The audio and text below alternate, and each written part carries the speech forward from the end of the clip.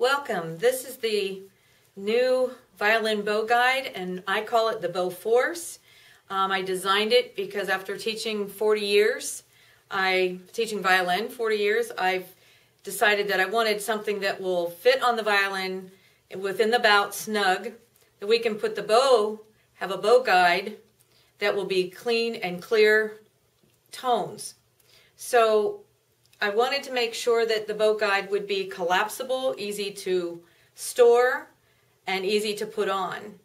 So to show you the parts, the panels and the wires, and then some rubber backing here so that it doesn't scratch your instrument. This right side of the panel has a deep groove in it, which is going to go on this side for the E string. And I'm using a quarter size violin right now. And I would put the instrument on my lap and place the right side panel inside the violin like this. Pull the other side over to the other bout, and it should fit snug because they are custom made to sizes. And you want the tension there so that it's not going to go forward or back when the student plays. And you can see it's not going to wiggle. It will adjust up and down. You can lower it and raise it. But I wanted to make sure that you could also do circle tones with the instrument. I'm going to take it back off a minute and just show you when beginners begin playing the violin and their bow goes over the strings, they usually end up playing this way. And this sound here is not a very pleasant sound. So I wanted to develop something that we could also do circle tones with and have enough space to bring our bow back and yet have a nice clear tone.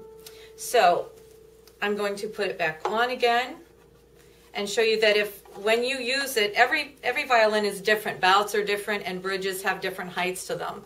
So you can also, when you put it on, you can lower it.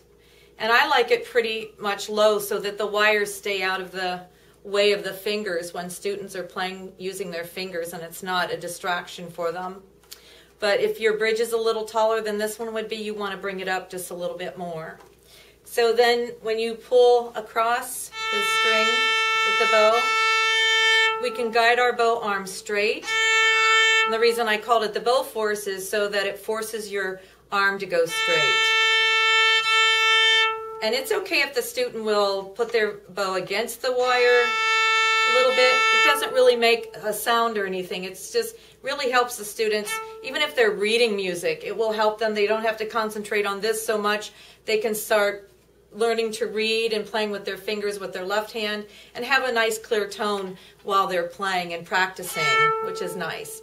So when you remove it, the BowForce, you just take off the left side.